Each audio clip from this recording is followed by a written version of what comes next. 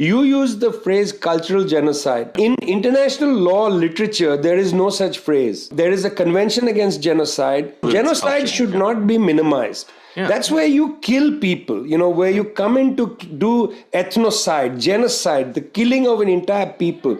There's been a long debate in the UN about the term cultural genocide. It's rejected. Article 2 of the Convention on Genocide actually has something interesting. It talks about how it's a crime to take children away from their families and put them somewhere else and educate them. Hello, that's the experience of Canada. They said that because of Canada. That's Article 2 of the Genocide Convention. The term cultural genocide has been rejected over the years. In fact, the most, closest it came into the various UN things was when there was a deliberation about the UN Declaration on the Rights of Indigenous People. There was a discussion about whether the term cultural genocide should be brought in. This is in 1994 in Article 7. I remember this as if it was yesterday, this debate, because I have had strong feelings about how people's culture is taken away from them and so on.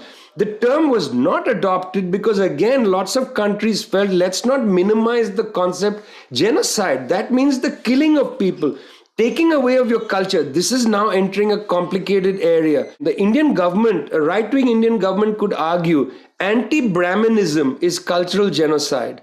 You can't commit genocide against Brahmins. Brahmins should be allowed to exercise their culture. For God's sake, I want to obliterate Brahmin culture. This debate has been going from 1948, Convention on Genocide, till the 90s.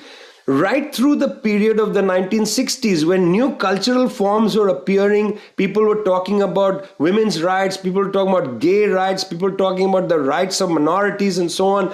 All of that was on the table. Now, why couldn't the white supremacist government in South Africa, the apartheid government, say, my God, our culture is apartheid? They did. The South, the peculiar institution, the U.S. South, that was one of their main arguments, right? Right. So this is the reason why the term cultural genocide did not become law.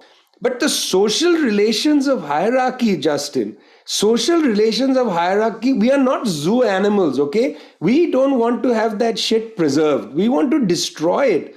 Call it modernization, call it whatever you want. But if you start calling that cultural genocide, you will drift immediately to the right. Yeah. Because you will then give an opening to Mr. Narendra Modi to say, caste is our culture, and therefore any attempt to get rid of caste is the genocide of our culture. God forbid you take that position.